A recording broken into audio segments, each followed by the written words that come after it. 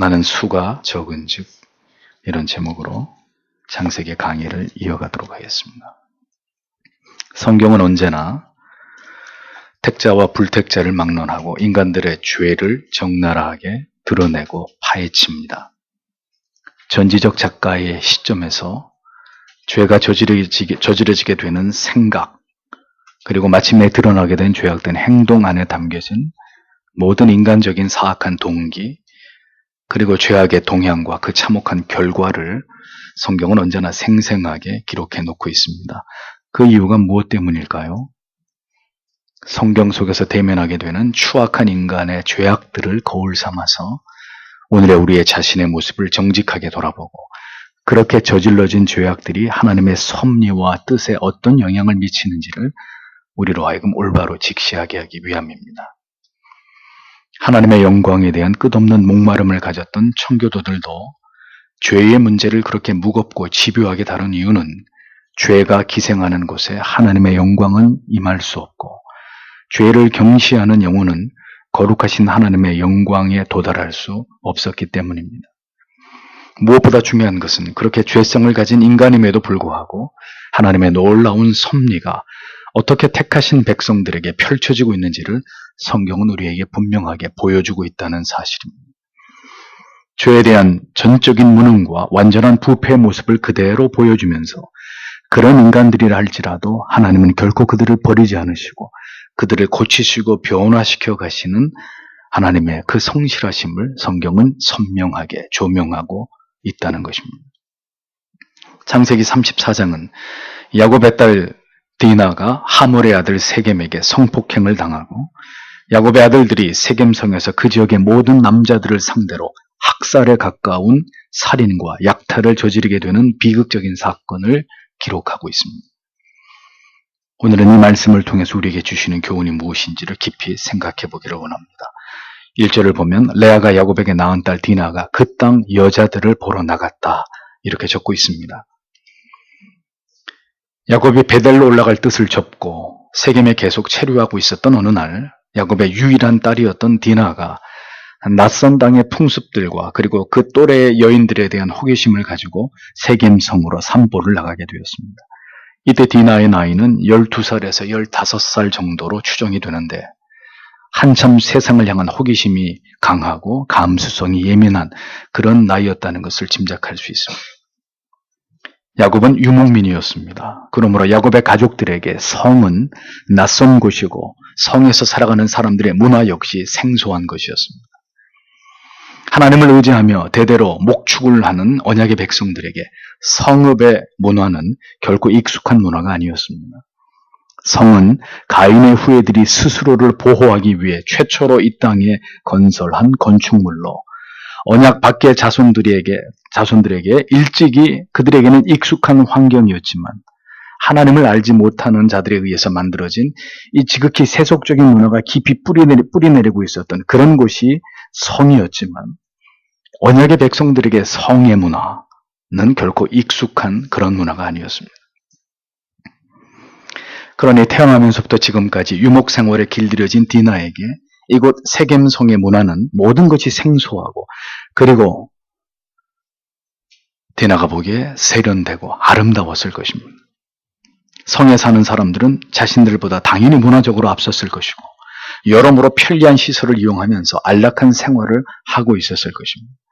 세겜의 여인들도 화려하게 자신들을 치장하고 아름다움을 뽐내고 있었을 것이고, 양과 소를 치는 사람들보다는 모든 면에서 세련된 모습을 하고 있었을 터이니, 이러한 세겜의 여인의 모습에 디나가 한껏 자극을 받고 있었던 것으로 보여집니다. 그녀는 이러한 세겜성의 문화에 매료되어 있었고, 자신과는 옷차림새가 전혀 다른 아름다운 세겜의 여인들에게 깊은 호기심이 생겨나게 되었습니다. 세겜에 살면서 디나는 점점 그녀들의 삶을 동경하게 되었을 것입니다. 그러던 어느 날 용기를 내어서 이제 그녀들과 접촉을 하고 싶은 마음에 디나는 세겜성으로 나아가게 된 것입니다. 야곱이 숫곳에서 세겜으로 거처를 옮긴 이유는 무엇 때문일까요? 야곱은 문명이 있는 곳에 정착하기를 원했습니다. 오랜 유목 생활에 지친 야곱은 이제 조금 다른 환경의 삶을 살아보고 싶은 마음이 생겨났던 것입니다. 편리한 성읍의 시설들을 이용하고 목축을 하기 위해 끊임없이 돌아다닐 필요가 없이 양과 소를 키우기에 최적화된 이곳에 정착하면서 안락하게 살아가고 싶은 마음이 그에게 생겨났던 것입니다. 실제로 세겜 성읍의 주위에는 푸른 목초지가 많이 있었던 것으로 고증은 전합니다. 그렇게 화려한 성으로 가까이 더 다가가다가 결국은 성 안에 정착하여 살았던 또 한 사람이 있었습니다. 급기야 하나님의 진노의 유황불이 떨어질 때 하나님의 은혜로 간신히 그곳으로부터 탈출한 한 인물을 우리는 알고 있습니다. 그가 누구입니까? 소돔성에 살았던 아브라함의 조카 롯이었습니다. 결국 그는 그곳에서 모든 것을 다 잃어버렸고 자신의 아내마저 소금 기둥으로 변해버리는 비극을 경험하게 되지 않았습니까? 세겜성에 정착하려는 야곱을 볼 때 왜 롯이 생각나는 것일까요? 야곱은 왜 베델로 올라가지 않은 것입니까? 세겜은 모든 면에서 그가 정착하며 살기에 너무나 좋은 환경을 가지고 있었습니다. 그 좋은 환경이 때로 자신의 사명과 하나님 앞에서의 남은 인생의 의미를 망각하게 만들었던 것입니다. 야곱은 여호와 하나님의 위대한 언약을 이루어 가야 될 족장이었습니다. 이스라엘의 시조가 되어야 될 자였습니다. 그런 그가 형과의 극적인 상봉을 맛보고 난 이후에 베델로 올라가라고 하신 하나님의 말씀을 까마득히 잊어버리고 지금 가나안의 세겜 땅에서 이방의 나그네로 살아가고 있었던 것입니다. 세상 사람들은 살기 좋은 곳을 택하고 그곳에서 안락하고 평화롭게 살아가는 것을 선호하고 좋아합니다. 당연한 일입니다. 그러나 그것은 적어도 그리스도인들에게 주거지를 선택하는 기준이 될 수는 없습니다. 우리의 삶의 무대는 우리가 바라고 원하는 우리에게 편리하고 안락하고 윤택한 곳이 결코 아닙니다. 매력적인 이웃들이 살고 있고 자녀들에게 좋은 교육 환경이 제공되고 교통이 매우 편리하고 다양한 문화시설들이 인근에 위치한 그런 곳이 신자의 삶의 무대가 될 수는 없는 것입니다. 신자는 복음의 영광을 위해서 살아가고 돌아갈 본향에서의 영원한 삶을 소망하면서 하나님께서 부르시고 인도하신 곳, 사명이 있는 곳, 하나님을 올바로 경외하면서 그 언약을 이루어갈 하나님께서 약속하신 곳이 우리의 생활 무대가 되어야 하고 우리의 주거지가 되어야 하는 사람들입니다. 그런데 야곱은 왜 이곳에 단을 쌓았을까요? 자신은 이제 가나안으로 돌아왔고 그곳이 베델이 아니어도 이제 이곳을 떠나지 않고자 마음을 먹었기 때문에 하나님의 뜻과 달리 그곳에 단을 쌓아서 하나님을 예배한 것이었습니다.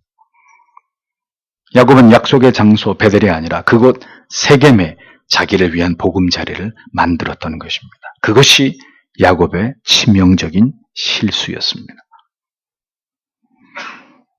야곱은 그런 인간적인 조건을 생각하며 숫곳에서 이어 세겜으로 주거지를 이동하여 마침내 그곳에 정착하고 있었습니다. 야곱에게 하나님과 언약을 지키고 이스라엘의 사명을 이루어가는 삶은 이제 그의 관심 밖으로 점점 밀려나고 있었던 것입니다. 그러던 어느 날 마침내 예기치 못한 비극이 일어나게 된 것입니다. 하나님을 알지 못하는 이방인들의 성읍에서 믿음의 자손들이 하나님을 올바로 신앙하는 일은 결코 쉬운 일이 아닙니다. 디나가 세겜 성읍에 산보를 나간 일은 비난을 받은 일일까요? 그렇지 않습니다. 디나는 그곳 세겜성에 살았고 그곳에 대해서 알고 싶어 했고 또래의 친구들에 대한 필요성을 느끼고 있었습니다. 그녀에게는 11명의 오빠가 있었지만 자신과 같은 다른 여자 형제는 단 한 명도 존재하지 않았습니다. 젊은이들은 친구를 원하고 친구를 사귀고 싶어하고 친구와 즐거운 시간을 보내고 싶어하기 마련입니다. 디나도 예외가 아니었습니다. 그러므로 디나가 문제가 있었다고 보기보다는 이제 일어날 비극의 책임은 그녀를 올바로 돌보지 못하고 하나님을 알지 못하는 악한 세상에 대해서 단단히 경계하도록 교육하지 못한 전적으로 부모의 잘못이 크다고 말해야 할 것입니다. 즉, 이 모든 일의 도의적인 책임과 원인은 이곳에 정착한 족장 야곱의 탓이라고 말하지 않을 수 없는 것입니다. 세겜을 주거지로 선택한 야곱의 결정이 결국 이 모든 일에 화근이 된 것입니다.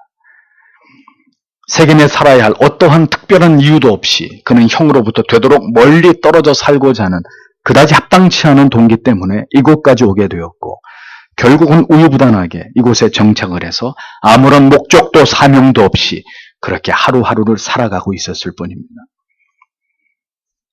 야곱이 얼마나 더 올바른 판단과 분별을 하지 못했는지는 이제 이어지는 사건의 진행 속에서 더 명확하게 드러나고 있습니다.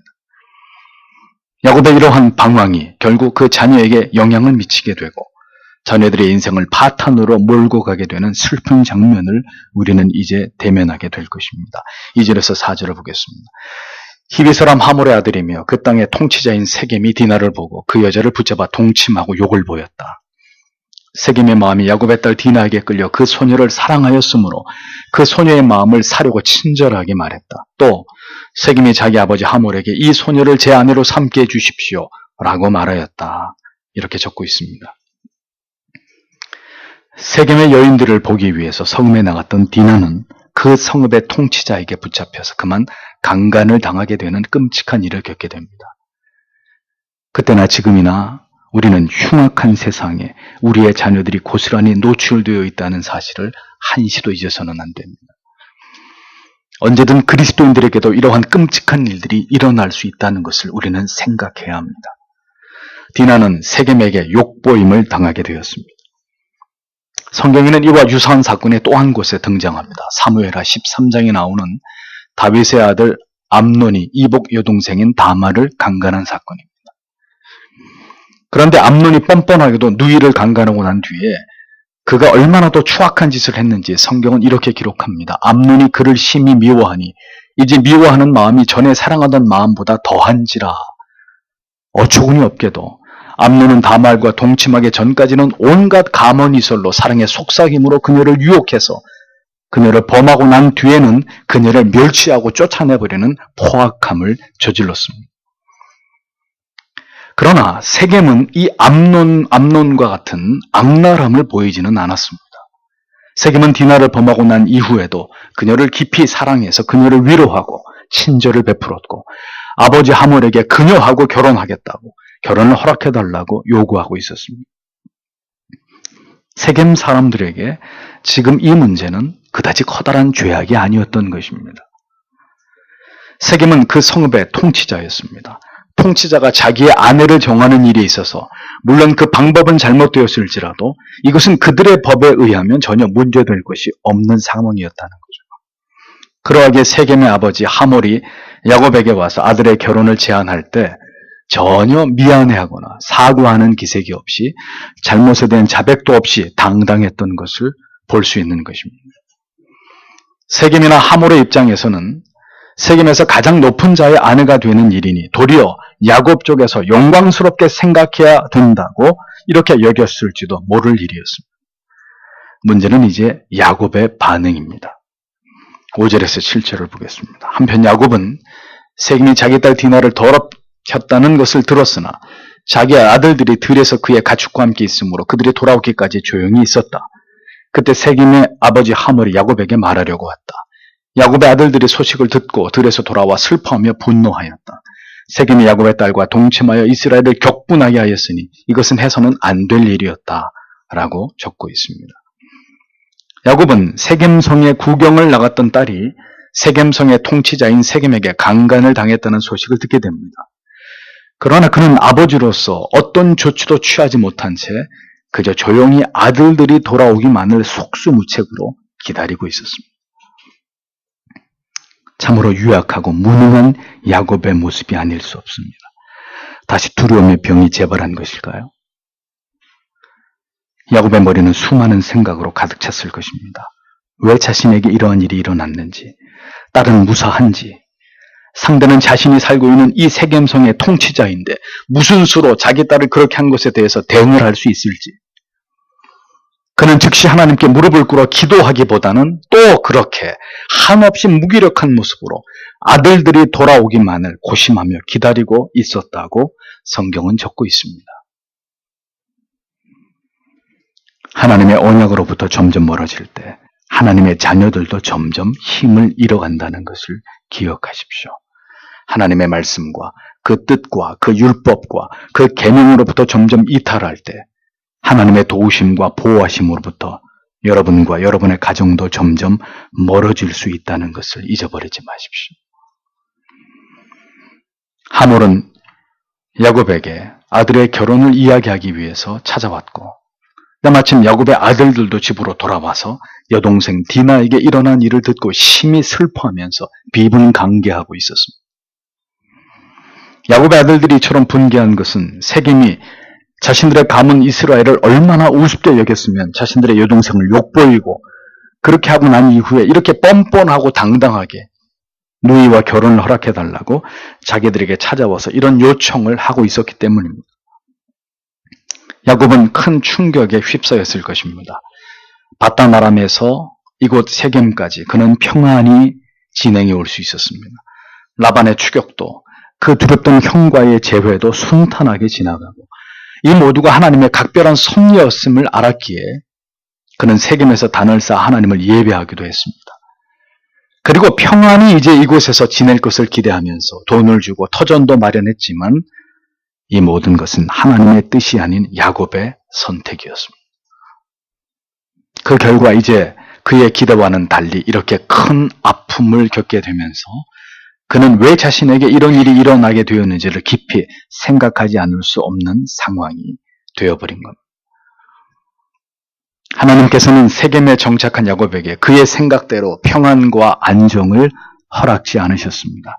그것은 그가 살아가야 할 곳이 아니었기 때문입니다. 야곱은 언제나 자기의 생각과 계획과 판단의 힘으로 살아온 자였습니다. 자수성가한 인물이었습니다. 그 말은 그만큼 그가 완고하고 하나님의 뜻을 찾고 의지하려는 마음이 그에게 부족하다는 뜻입니다. 하지만 하나님께서는 여러 차례 그의 인생에 개입하시고 나타나셔서 언약을 재확인시키시고 그에게 언약을 확증해 주신 분이셨습니다. 그러나 그러한 모든 하나님의 성실하신 노력에 비해서 야곱은 하나님께서 원하시는 만큼 견고하게 하나님을 신뢰하지 못했고 여전히 행복과 평안과 안정은 자기의 생각과 방법과 계획에서 비롯된다는 어리석은 신념을 버리지 못하고 있었습니다. 하나님께서는 그런 베델이 아닌 세겜에서의 야곱을 보고 계셨습니다. 그리고 마침내 이제는 더 이상 말씀만으로 깨닫게 하지 않으시고 환도뼈를 치신 아픔에 이어서 이번에는 사랑하는 딸 디나를 눈에 넣어도 아프지 않을 자식을 통해서 하나님께서는 야곱에게 경고하고 계셨던 것을 보게 됩니다. 하나님께서 우리를 깨닫게 하실 때 우리는 이에 더디게 반응할 수밖에 없는 어리석은 자들입니다. 그런데 우리가 기억해야 될 사실은 하나님께서 우리를 깨닫게 하시는 방법은 항상 동일하신 것이 아니라 어떤 시점에서부터는 그 강도가 점점 강해질 수 있다는 것을 기억해야 합니다. 돼지가 먹는 쥐염 열매를 먹는 신세까지 결국 이르게 되어서야 탕자는 이제 아버지의 집으로 돌아가고자 마음을 돌이켰듯이 하나님께서는 우리를 향하신 섭리와 뜻을 이루시기 위해서 우리가 사랑하고 집착했던 모든 것을 다 빼앗아 가실 수도 있는 분이십니다. 잃어버린 한 영혼을 찾기 위해서라면 그 어떤 일도 사랑하는 자녀들의 삶에서 거침없이 행하실 수 있는 분이 우리의 아버지 하나님이심을 우리는 기억해야 합니다. 그러므로 우리는 왜 이런 일이 일어났는지 깨닫기 위해서 식음을 전폐하고 하나님께 엎드려야만 했을 것입니다. 그것이 마지막 경고라는 것을 깨달아야 되었던 것이죠. 일어나지 않아야 될 일이 일어났다면 그것은 분개하고 슬퍼하기 전에 왜 이런 일을 당하게 하셨는지를 진지하게 하나님께 무릎을 꿇고 물으며 돌이켜 회개하는 것이 신자의 수순입니다. 그것이 하나님을 경외하는 자들의 반응이어야 되는 것이죠.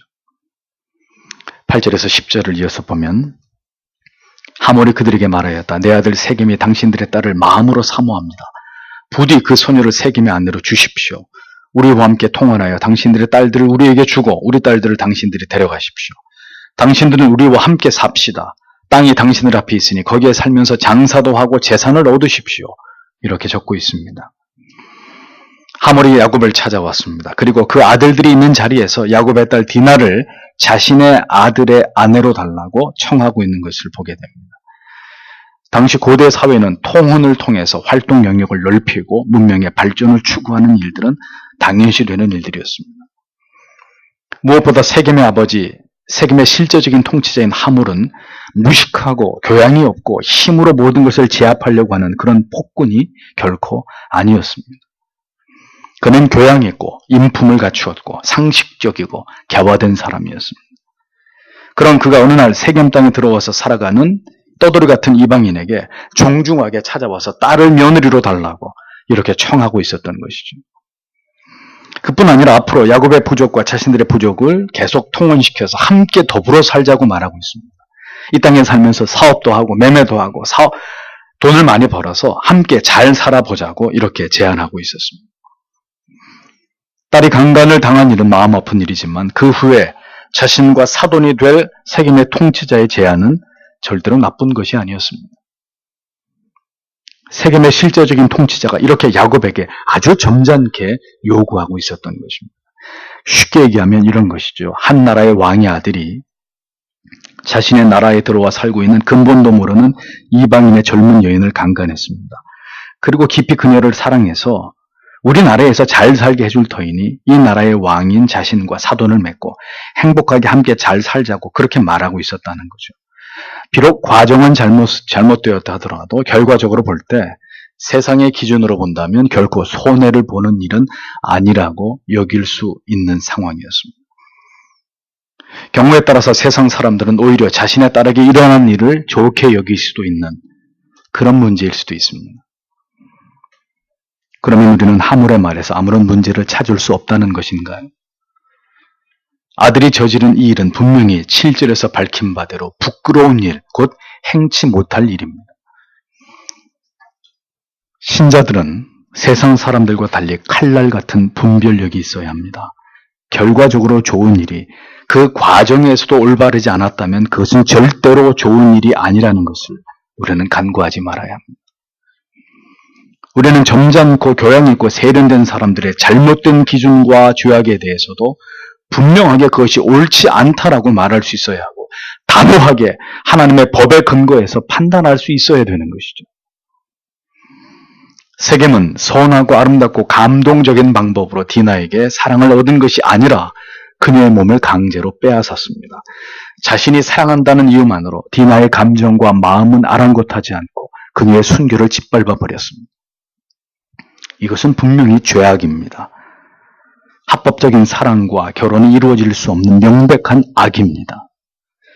그럼에도 그 죄악이 지금 점잖고 세련된 예의를 갖추고 충분한 보상을 앞세워서 그것을 다 덮어버리려고 하는 이런 상황으로 전개되고 있습니다. 선량하고 교양 있고 학식과 재산이 있는 사람들의 악에 대해서 신자는 더욱 깨어 있어야 될 필요가 있습니다. 어떤 악은 천사처럼 가장하고 우리에게 다가옵니다. 가장 사람을 위하고 인류를 위하는 것처럼 순한 양과 같은 모습으로 우리에게 가만히 손을 내어밉니다. 예수 그리스도를 십자가에 못 박은 사람들은 여러분 강도나 포악한 살인자, 창녀들이 아니었습니다. 당대 자신들이 하나님을 가장 잘 믿고 열심히 하나님을 사랑한다고 생각했던 가장 종교적으로 선량한 사람들이라고 자초했던 자들이 예수를 십자가에 못 박았습니다. 세상엔 이렇게 고상한 악도 존재합니다. 악에 대해서 무감각하고 악에 대한 기준이 신자의 그것과 전혀 다르다는 것을 우리는 기억할 필요가 있습니다. 우리는 악이라고 외치는 죄가 저들에게 전혀 죄악시 되지 않는 일들이 이 세상에서 얼마든지 일어나고 있는 것을 지켜보고 있습니다. 신자에게는 죄악들인 일들이 세상에서는 전혀 죄악이 아닌 것으로 통용되고 이해되는 그런 일들이 얼마나 많습니까? 젊은이들의 정조관념을 보십시오. 지금 시대의 정존이 순결이니 이런 이야기를 하면 중세 봉건 시대의 사람 취급을 당합니다. 절대 선도, 절대 악도 존재하지 않는 세상입니다.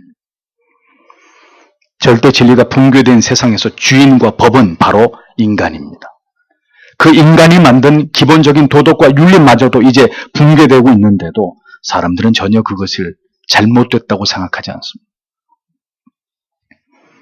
악한 시대의 그리스도인들은 거룩과 순결을 위해서 사활을 걸어야 할 것입니다.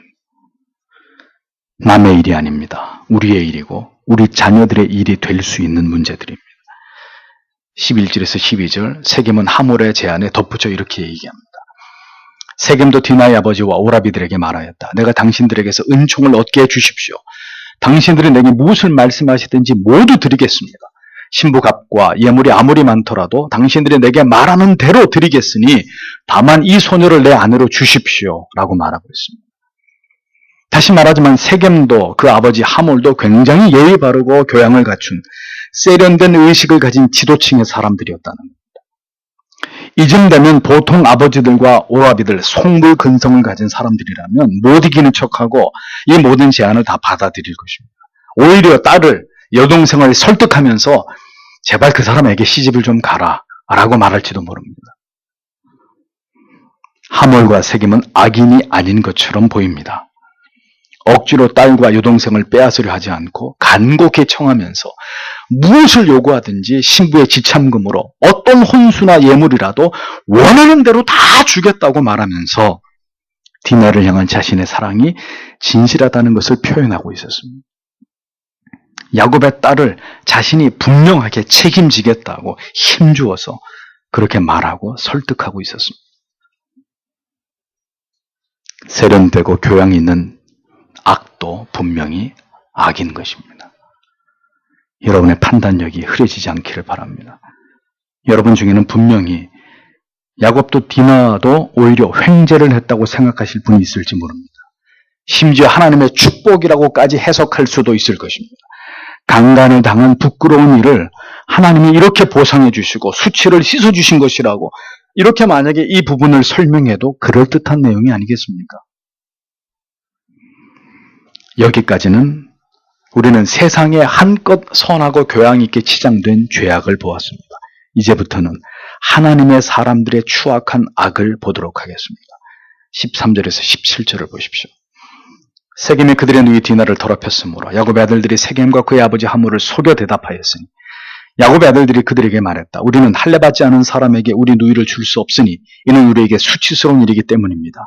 다만 당신들의 모든 남자가 할례를 받아 우리와 같이 된다면 우리가 당신들의 말에 동의하겠습니다. 그러면 우리가 우리 딸들을 당신들에게 주며 당신들의 딸들을 우리에게 데려오고 또 우리는 당신들과 함께 살며 한 백성이 될 것입니다. 그러나 만일 당신들이 할례를 받으라는 우리의 말을 듣지 않으면 우리는 우리 딸을 데리고 가겠습니다. 이렇게 기록되어 있습니다. 야곱의 아들들이 하몰의 제안에 대해서 답하고 있습니다. 그런데 야곱은 지금 어디로 간 것일까요? 이 중대한 문제를 논의하는 자리에서 야곱은 어디서 무엇을 하고 있고 아들들이 이 문제를 주도하고 있단 말입니까? 우리는 이 대목에서 아버지로서 직무를 유기하고 있는 야곱을 보게 됩니다. 자신의 딸이 이방인에게 강간을 당했고 이제 자신의 딸을 그렇게 만든 자와 결혼을 시켜야 될지 말아야 될지를 결정해야 되는 그 중대한 문제 앞에서 야곱은 어찌 된 일인지 자취를 감추어버리고 이 일에서 손을 뗀 듯한 이런 모습을 보여줍니다. 이런 대목으로 미루어 볼 때 야곱이 세겜에 있는 동안 자녀들의 신앙에 대해서 올바른 교육을 실시했는지에 대한 의문과 그가 가정에서 영적인 제사장의 직무를 훌륭하게 수행했는지에 대한 의심을 지울 수 없게 됩니다. 야곱이 이 문제를 주도하지 않은 결과는 후에 자신의 아들들이 끔찍한 살육을 저지르게 된 이후 모든 사태를 파악하고 한탄을 하는 모습으로 드러나고 있습니다. 강간을 당한 야곱의 딸 디나 그리고 뒤에 나오지만 세겜의 남자들을 모두 학살하고 약탈한 그의 아들들 자식들이 이 지경이 되도록 야곱은 무엇을 했는지 안타까운 모습이 아닐 수 없습니다. 야곱의 이러한 모습은 오늘날 자녀들의 영적인 교육의 필요성과 중요성에 대해서 손을 놓고 있는 모든 아버지들에게 보내는 준엄한 경고가 아닐 수 없습니다. 수많은 가정에서의 자녀들의 문제의 원인은 이렇듯 신앙의 엄격한 규율을 세우고 가정의 규칙을 지키도록 가르치는 것을 가볍게 여기고 자녀들의 반항을 두려워하는 아버지들에게로부터 비롯될 수 있다는 것을 우리는 깊이 교훈으로 새길 필요가 있는 것입니다. 아무튼 상황은 야곱의 아들들이 야곱을 대신해서 이 문제를 주도하고 있는 모습으로 전개되고 있습니다. 야곱의 아들들은 세겜 사람들의 관대함과 교양 있는 모습을 이용해서 악한 계략을 세우기에 이릅니다. 그들은 자신들의 누이가 모욕을 당한 것은 곧 자신들이 당한 모욕이라고 간주했고, 그들은 크게 자기들의 자존심이 상하고 상처를 받은 것에 대해서 분노에 이를 갈면서 복수를 다짐하고 있었습니다. 그들의 복수의 대상은 세겜과 그의 아버지 하몰뿐 아니라 세겜의 모든 남자들이었습니다. 더욱이 야곱의 아들들은 이 일을 감행함에 있어서 망령되게도 하나님의 율법을 악용하고 있는 것을 보여줍니다. 그들은 세겜의 남자들에게 할례를 받지 않으면 결코 자신들의 누이를 세겜의 아내로 줄 수 없다고 못 박으면서 이는 자신들에게 수치스러운 일이라고 그렇게 말했습니다. 세겜의 모든 남자들이 할례를 받고 우리같이 되면 디나를 세겜의 아내로 줄 뿐 아니라 서로 통혼을 하고 함께 거주하면서 한 백성이 될 수 있고, 그렇게 하지 않으면 디나를 데리고 갈 것이라고 엄포를 놓습니다. 시몬과 레위를 비롯한 야곱의 아들들의 말은 사실이었을까요? 당연히 거짓말이었습니다. 그들은 결코 세겜에게 자기들의 누이를 줄 마음이 없었고 그들의 제안을 받아들이고 싶은 마음이 눈꼽만큼도 없었습니다. 그들은 오직 이 기회를 이용해서 처절하게 그들을 응징하고 복수하고자 하는 마음뿐이었습니다. 그들은 자신들의 뜻을 이루기 위해서 그렇게 거짓말을 하고 하나님의 법을 이용하고 자기들의 행동을 스스로 합리화하고 있었습니다. 세겜은 언약 밖의 자손임에도 불구하고 하나님의 언약의 표인 할례를 디나를 아내로 얻어서 자신의 욕망을 충족시키기 위한 도구로 사용했고, 야곱의 아들들은 자신들이 받은 모욕을 안갚음하고 복수하기 위한 수단으로 감히 할례의 율법을 악용하는 죄악을 범한 것입니다. 누가 더 악인일까요? 하나님의 언약의 표에 그 의미를 알면서도 그 뜻을 더럽혀서 자신들의 복수를 위해 악용한 야곱의 아들들의 죄악이 더 큰 죄가 되면 당연한 일이겠죠. 세겜 사람들을 철저하게 속이고 죄악된 동기를 이루기 위해서 하나님의 법을 악용하는 대담함을 보이는 야곱의 아들들, 그들의 피 속에는 속이는 자의 피가 흐르고 있다는 것을 어찌 부인할 수 있겠습니까? 이스라엘을 여는 야곱의 가문이 이렇게 참혹한 죄악으로 시작하고 있다는 슬픈 사실을 성경은 우리에게 똑똑히 보여주고 있습니다. 실망스럽게도 인류의 첫 조상인 아담과 하와에 의해서 더럽혀진 언약과 에덴 동산을 창세기의 시작이 숨기지 않듯이 선민 이스라엘 민족의 출발, 그 역시도 이렇게 추악하고 악랄한 죄악으로 시작되고 있다는 것을 성경은 분명하게 증언합니다. 왜? 무엇을 성경은 우리에게 말하려고 하는 것일까요? 인간은 이렇게 결코 그 안에 선함이라고는 찾아볼 수 없는 아무런 소망이 없는 존재에 불과하다는 것을 성경이 우리에게 똑똑히 이야기하려고 하는 것입니다. 이렇게 선명하게 인간의 실존에 대해서 증언하는 일을 신구약 성경은 절대로 멈추지 않고 있습니다. 그러하기에 우리들에게 예수 그리스도가 필요하다는 것을, 이 부인할 수 없는 명백한 진리로 죄인들을 몰아가고 있는 것을 보여주는 것이죠. 그리고 그러한 죄인들이라 할지라도 그들을 결코 버리지 아니하시는 하나님의 그 놀라운 사랑과 긍휼과 자비가 계속해서 언약의 백성들에게 펼쳐지고 있는 놀라운 사실을 성경은 우리에게 웅변하고 있는 것입니다. 이런 하나님의 은혜를 아는 자들이 어떻게 감히 하나님 앞에 고개를 들 수 있고 우리의 선함을 주장할 수 있겠습니까? 모든 것은 하나님의 은혜일 뿐, 우리가 우리 자신의 구원을 위해서 행할 수 있는 일은 아무것도 없다는 진리를 우리는 분명하게 기억하면서 살아가는 하나님의 사람들이 되어야 할 것입니다.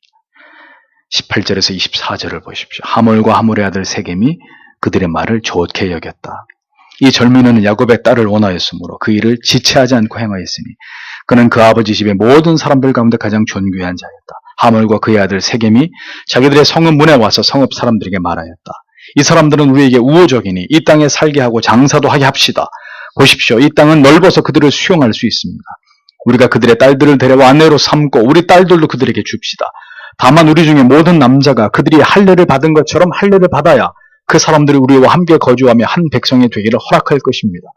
그러면 그들의 가축과 그들의 재산과 그들의 모든 짐승이 우리 것이 되지 않겠습니까? 다만 그들의 제안에 동의하면 그들이 우리와 함께 살 것입니다. 그의 성문으로 드나드는 모든 사람들이 하몰과 그의 아들 세겜의 말을 듣고 그의 성문으로 드나드는 모든 남자가 할례를 받았다. 이렇게 적고 있습니다. 세겜성에서 가장 높은 지위에 있는 세겜과 그의 아버지 하몰이 야곱의 아들들의 모든 제안을 기꺼이 받아들였고 자신의 성읍의 모든 남자들에게 이 사실을 알리고 할례를 받게 한 과정과 그 장면이 성경에 기록되어 있습니다. 세겜은 디나를 아내로 얻고자 하는 일념으로 지체하지 않고 이 일을 행했다고 했고 야곱의 아들들에게 속아서 그들이 우호적이고 그들의 제안만 우리가 수락하면 앞으로 통혼을 하고 함께 잘 살 수 있다. 한 민족을 이루어서 야곱의 일가 가진 모든 재산들도 다 우리 것이 되고 그렇게 함께 더불어서 살아갈 수 있다고 이렇게 믿었습니다. 하몰과 세겜은 이 사실을 성읍의 모든 사람들에게 알렸고 성읍의 모든 남자들도 즉시 할례를 시행했다고 성경은 기록하고 있습니다. 자신들의 정욕을 채우는 일이라면 이렇듯 물불을 가리지 않는 하나님을 알지 못하는 세겜 사람들의 모습은 그때나 지금이나 어리석은 세상 사람들의 모습을 잘 보여줍니다. 지도자 한 사람의 아내를 얻는 일을 위해서 그리고 자신들의 지경이 넓어진다는 이유만으로 아무런 의심 없이 무분별하게 이렇게 위험천만한 일들을 감행하고 있는 세겜 사람들은 스스로 멸망을 자초한 부분이 없지 않다는 것을 보게 됩니다. 굳이 그렇게 하지 않더라도 디나를 빼앗아 올 수도 있었고 힘으로 야곱과 그 아들들을 제압하든지 성에서 내쫓을 수도 있었습니다. 그러나 그들은 단순했고 좋은 의미에서 신사적이었지만 그런 그들의 어리석음이 자신들에게 돌이킬 수 없는 화가 될 것이라는 것을 전혀 알지 못하고 있었던 것이죠. 이제 야곱의 아들들에 의해서 피비린내 나는 사륙이 시작됩니다. 25절에서 29절. 셋째 날 그들이 아파서 고통스러워할 때 야곱의 두 아들 곧 디나의 오라비인 시몬과 레위가 각각 자기 칼을 가지고 성읍으로 쳐들어가서 남자들을 모두 죽였다. 그들이 하몰과 그의 아들 세겜을 칼날로 죽이고 디나를 세겜의 집에서 데려왔으며 야곱의 다른 아들들도 그들의 시체를 넘어가 그 성읍을 약탈하였으니 이는 그들이 자기들의 누이를 더럽혔기 때문이다. 야곱의 아들들이 그 사람들의 양떼와 소떼와 나귀들과 그 성읍 안에 있는 모든 것을 약탈했다고 기록하고 있습니다. 때로는 모든 악한 모의들이 성공을 거두기도 합니다. 하나님께서는 왜 야곱의 아들들의 악행을 막지 않으시는 것일까요? 야곱도 야곱의 아들 중에 어느 누구도 하나님의 뜻을 묻지 않았습니다. 하나님의 뜻을 구하지도 않고 죄에 대한 두려움도 없이 감행한 인간의 어리석은 죄악을 하나님이 왜 막아주셔야 합니까? 야곱의 아들들이 항상 죄를 멀리하게 해달라고 하나님 앞에 기도했을까요? 그랬다면 이런 잔인한 복수극은 생각지도 않았을 것입니다. 그들이 기도하는 하나님의 사람이었다면 복수는 하나님의 손에 맡겨야 했습니다. 죄를 향해 달려가는 자들을 막지 않으시는 하나님이십니다. 그러하게 피를 부르는 잔인한 복수가 야곱의 아들들에 의해서 이루어지는 것입니다. 여동생과 자신들의 명예를 더럽혔고 모욕했기 때문에 시작한 복수였습니다. 그 또한 살인에 합당한 이유는 될 수 없었지만 명예를 되찾기 위해 시작한 복수는 순식간에 탐욕의 눈이 먼 강도와 도적대들의 짓거리로 돌변한 장면을 우리는 이 참혹한 복수극에서 발견하게 됩니다. 디나의 친오빠였던 시몬과 레위가 세겜의 모든 남자들의 사육을 맡았고 나머지 야곱의 아들들은 약탈을 맡았습니다. 그들은 치밀하게 계획을 짜서 할례를 받은 이후 고통이 제일 극심한 3일째를 택해서 세겜성을 급습했습니다. 거동하지 못하는 세겜의 모든 남자들은 시몬과 레위가 휘두르는 칼날에 제대로 싸워보지도 못하고 몰살을 당했고 그 가운데는 하몰과 세겜까지 포함이 됐습니다. 잔인한 일이었습니다. 이제껏 성경에 기록된 바 없는 수많은 사람들이 잔인하게 칼날에 의해서 학살을 당하는 엄청난 사건이 일어나게 된 것입니다. 그것도 이스라엘의 자식들에 의해서, 이스라엘의 모든 부족의 조상들이 될 자들에 의해서 일어난 일들이었습니다. 그것이 이스라엘의 시작이었다고 성경은 담담하게 적어 내려가고 있습니다. 누이를 더럽힌 죄를 그렇게 학살과 약탈로 야곱의 아들들은 전혀 하나님을 모르는 도둑과 강도들의 떼거리들이 하는 짓으로 잔인하게 복수를 행한 것입니다. 하나님의 자녀들도 그들 자신이 누구인지에 대한 정체가 불분명하고 그들이 하나님을 견고하게 신뢰하는 믿음을 갖지 못할 때 이 같은 죄악을 범할 수 있다는 것을 기억하십시오. 하나님을 온전히 신뢰하고 그 언약을 믿지 못하는 하나님의 사람들이 오늘도 이 세상에서 세상이 경악할 악을 행하고 있는, 신자라고는 믿어지지 않는 죄악들을 범하고 있는 것을 보면서 야곱의 아들들의 행위가 그다지 놀랄 일은 아니라는 생각이 듭니다.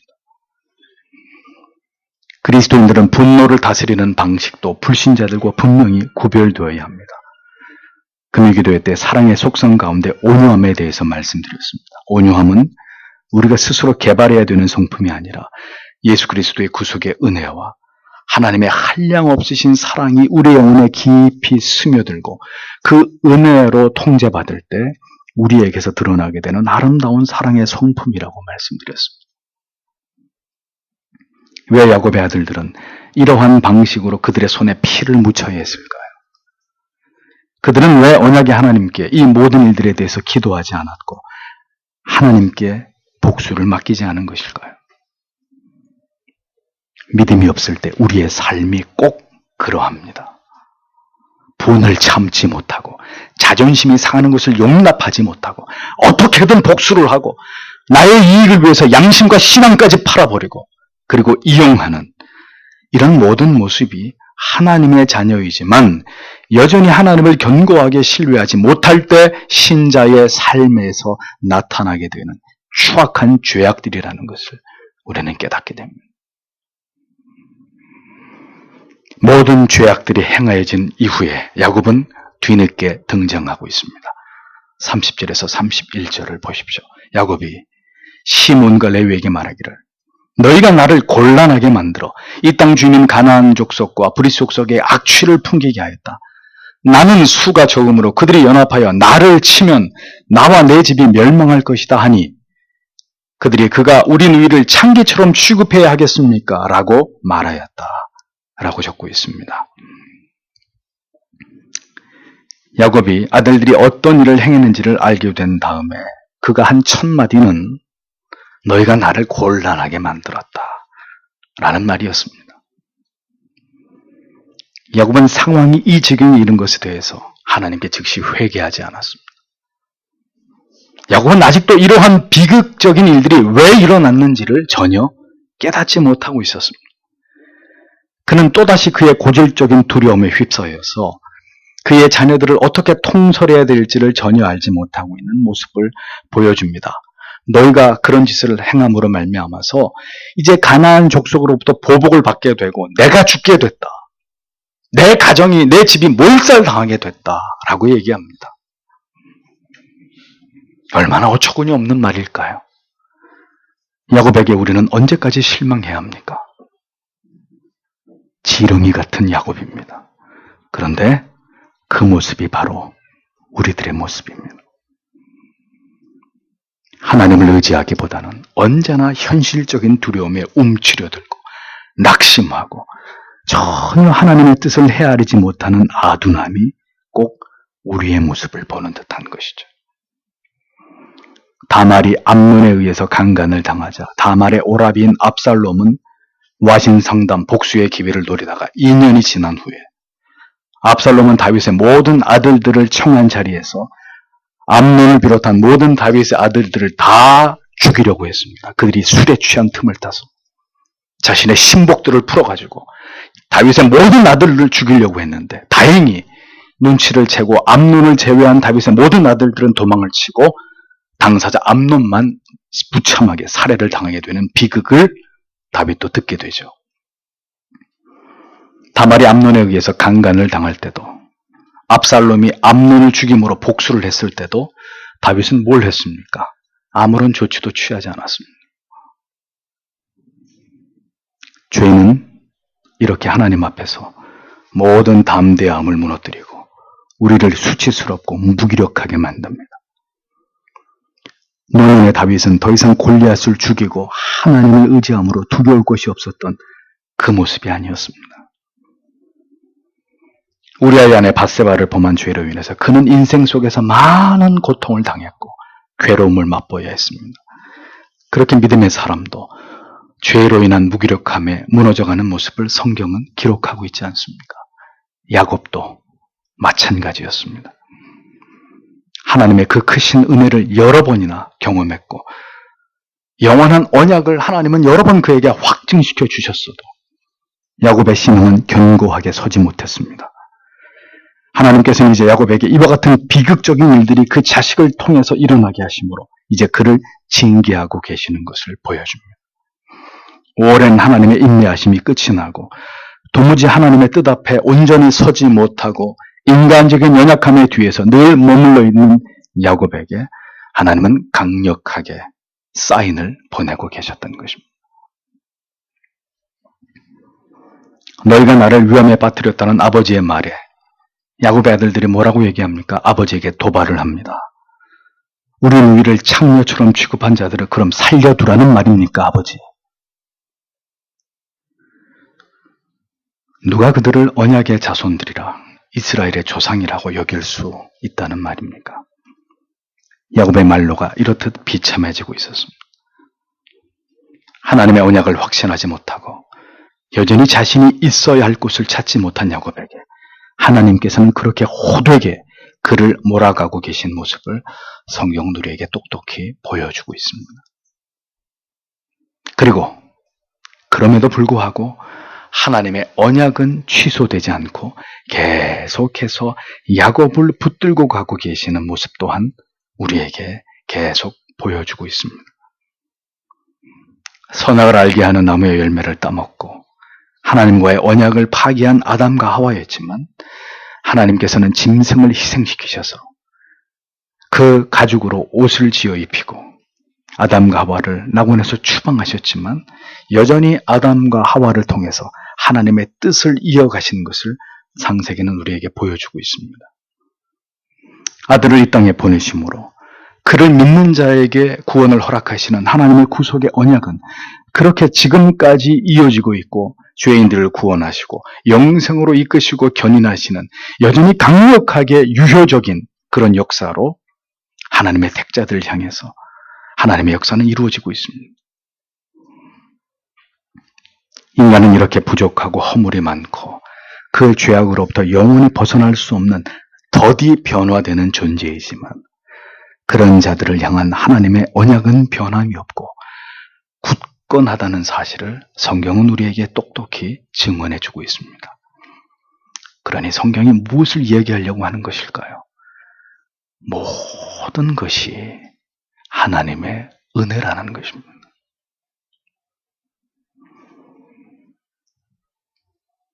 다만 한평생을 사는 동안에 우리가 하나님의 언약을 기억하고 견고하게 그것을 신뢰하지 않는다면 인생은 수고와 그 슬픔이 크게 더해지는 고통과 괴로움으로 점철되는 연단의 시간을 지나가야 할 뿐이라는 것을 우리는 절대로 잊어서는 안 됩니다. 야곱은 먼 훗날 죽음을 앞두고 유언을 하는 가운데 이 세겜에서의 비극에 대해서 짧게 언급을 하죠. 창세기 49장 5절에서 7절. 시몬과 레위는 형제요 그들의 칼은 잔해하는 기계로다. 내 혼아 그들의 모의에 상관하지 말지어다. 내 영광아 그들의 집회에 참여하지 말지어다. 그들이 그 분노대로 사람을 죽이고 그 혈기대로 소의 발목 힘줄을 끊었음이로다. 그 노여움이 혹독하니 저주를 받을 것이요 분기가 맹렬하니 저주를 받을 것이라. 내가 그들을 야곱 중에서 나누며 이스라엘 중에서 흩으리로다.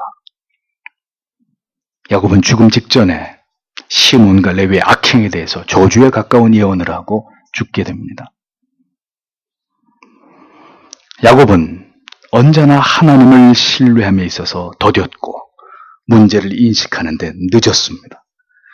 그럼에도 불구하고 하나님은 평생에 그 연약했던 야곱을 붙들고 가셨습니다. 하나님께서 사랑하시는 성도 여러분, 하나님을 신뢰하십시오. 하나님의 약속을 망각하지 마십시오. 그렇지 않아도 수고와 슬픔뿐인 인생 속에서 우리가 그 하나님을 견고히 의지하지 않는다면 우리 인생에서 맛보게 될 고통과 괴로움은 더 배가 될 뿐입니다. 언제나 예수 그리스도의 십자가 앞에 우리의 모든 연약함을 의탁하고 오늘도 하나님의 뜻을 신뢰하면서 믿음의 좁은 길을 걸어 우리를 구원으로 부르신 하나님의 마음을 조금이라도 기쁘시게 해드릴 수 있는 그런 하나님의 사람들이 되기를 오늘도 하나님 앞에 간절히 소망해야 될 것입니다. 오직 하나님의 영광을 드러내는 일에 우리의 생애가 그렇게 가치 있게 쓰임받다가 하나님의 품 안에 안기는 주의 자녀가 되시기를 오늘도 주님의 이름으로 축복합니다. 기도하겠습니다.